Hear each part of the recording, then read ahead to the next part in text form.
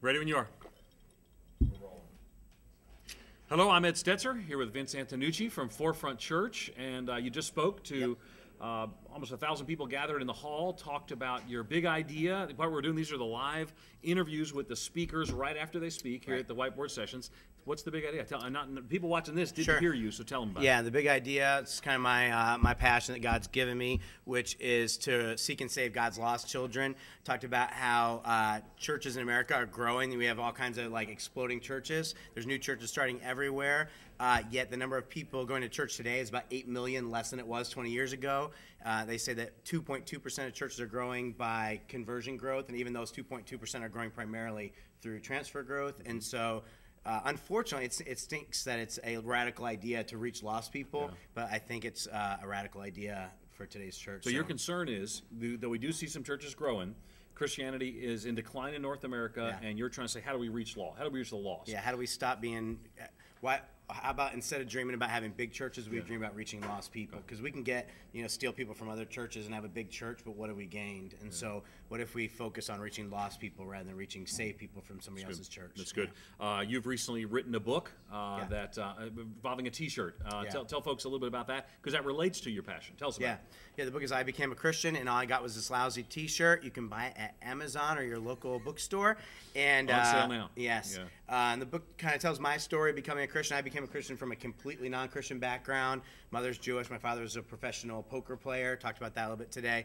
And so the book kind of tells my story of how I became a Christian, and then starting for the first time in my life to meet Christians. I had never met a Christian that I was aware of. And so just being a little bit disappointed at their disappointment, that there's a lot of people who are Christians who just look at the way the Bible describes a Christian life and realize my life does not match up with the adventure and the passion that God says I should have. And so how do we find that? Okay. So and now at Church's Forefront, you planted about 10 years ago. Burns about 800 or so. What are you doing there to engage people far from Christ, see them come to Christ? How's that passion lived out in your church? Tell us about that. Yeah, it's all, to be honest, that's all we care about. Our church right now, it's actually increased slightly every year, but 72% of the people who go to our church are from non-church, unchristian backgrounds. We have seen about 1,000 people give their lives to Christ and get baptized. And so we do whatever it takes. People say we need to do whatever it takes outside of sin. We do whatever it takes outside of sin. So right now we have a campus that meets in a bar on Tuesday nights, and the bar is open for business when we meet. So there's people over here getting drunk, and we're preaching and doing our service over here in the same room. And so if you're there, you got to listen to what we're doing. We just do really wild radio ads and just all kinds of stuff to reach lost people. We also do everything we can to drive out Christians. And so for real, when Christians come in, we try to do several things to offend them as quick as we can so that they won't come back, because we feel like they're going to ruin our culture and make it harder for us to reach non-Christians. And so when we have our little membership starting point kind of class, from the beginning, I say, hey, my goal today is to try to get as many of you to leave Forefront as possible, because we're probably not for you. And so we just try to push Christians out and bring people who are far from God in. Subtle. And so it's subtle? It's not the least bit subtle. Not so much. No. Not so much. All right. So what price do you pay? Because I've heard you talk about this before. What prices do you pay to do this the way you do it? What are the costs here? That's a great question.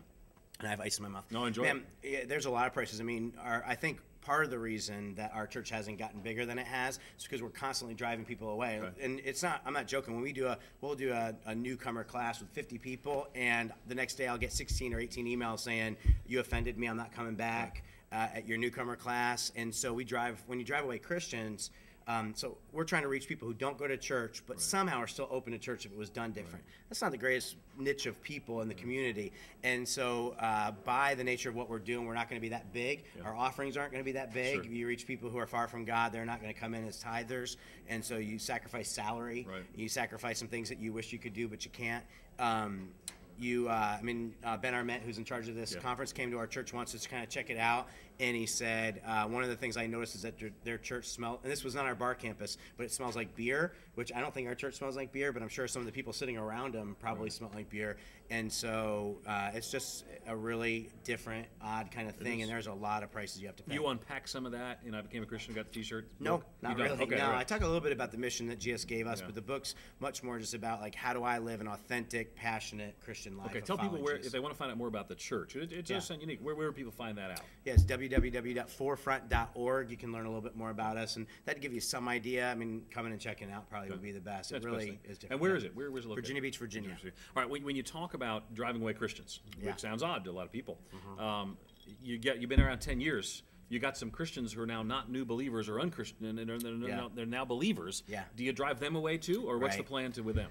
Yeah, that's a great question. And I just assumed that everybody who became a Christian in our church would have our DNA completely embedded in them, and we would have, what we talk about is we want non-Christians and missionaries and nothing else. Okay. If you consider yourself a missionary, the place you live, the place you work, man, join us. And if you don't think you're a missionary, if you're just a Christian, we don't want you. Right. And so I thought we're going to raise up missionaries and to our community, and we have missionaries moving to Laos and Vietnam and stuff like that. But some people get it, and we've got some of the most radical Christ followers. They stay forever, and they're passionate about our mission and what we're trying to do. And then there are other people who will come in, and they were completely unchurched, non-Christians before they walked into our doors for the first time. Now it's 3 or 4 years later, and they're saying, "Hey, how come we don't have a this? And why don't we do these kinds of songs?" And it's like, where did you even learn that? Because 3 years ago, you wouldn't have ever heard of that song. You wouldn't even have thought of that. And so I think we just live in this weird age where there's internet, and there's Christian radio, and there's Christian bookstores, and so even if you don't teach people, they're going to learn. Some people, probably most people, are going to start catching on to that. And to some people, I mean, we just all have selfish natures. I do. And so when you start learning, man, the other church has got an aerobics program. Why doesn't our church have an aerobics program? And the other church has all these great Bible studies. Why don't we have all these great Bible studies? And so we'll lose some people, and it really, to be honest, when it first started, I was stunned by it. I was like, wait a second, you're kind of betraying us. We reach you, and it's funny because they want us to become a church that wouldn't have reached them in the first place. And so it's like, so you really want us to do that, even though you would never have come to that church. And they're like, well, it just seems cool. My friend goes to a church that, and it's like, whatever. And so we do ask them to leave. It's like, all right, you do ask them to leave. You offend them. Not intentionally. Yeah, no, I say, yeah, you need to leave. When people come to me and they say, I'm not getting fed, I say, that's cool, go to a different church. When they come and they say, hey, I wish we had different sound music, I say, go to another church. I'm not trying to appease people because we got a mission, and so that's what we're focused on. One author says, I'm mean about the vision. That's what we got to be focused on. All right. Tell me, though, how you go from lost to missionaries. I would say you got to be lost people and missionaries.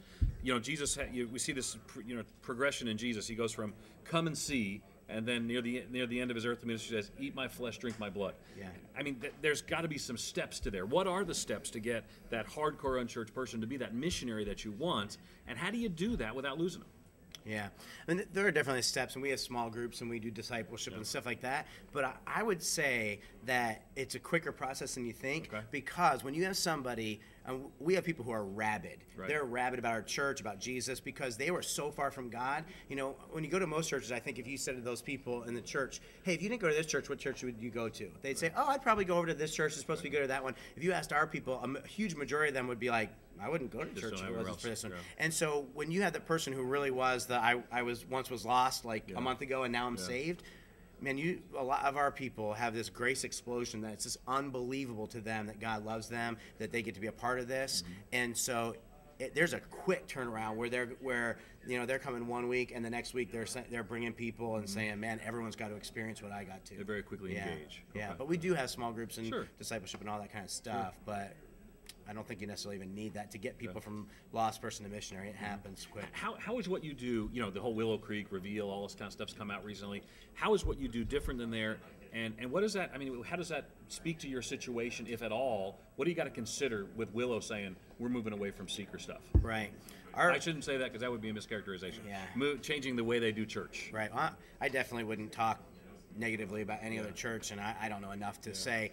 I would say our service I wouldn't say is a typical seeker service. We do 25, 30 minutes of worship. So you worship? Yeah, we do 30, 35 minute sermons. The sermons are in-your-face Christianity. They're not like, hey, we want to give you 7 steps to a better marriage and 4 steps to a better colonoscopy or whatever. I'm hoping that's not one. But we're pretty in-your-face Christianity. And so you wouldn't put yourself necessarily as a seeker church, but Mary is a hardcore regional church. I heard, first of all, I hate the word seeker. I probably shouldn't say this, but I think I don't know. No one's recording how this. in the world that it became that there are seekers and then there are Christians. Yeah. That's how we're going to divide the Yeah. world. Is horrible because I'm a seeker. Yeah. I'm more of a seeker now today than I was before Good. I was a Christian because I still need more of God. Yeah. I need more truth, and Yeah. so seeker Christians, that doesn't make any sense to me. Sorry, but or about sorry, me? sorry, Bill Hybels. He's logged I'm on sure- right now. Yeah, I'm at the conference channel, guys. I can't talk to you guys today.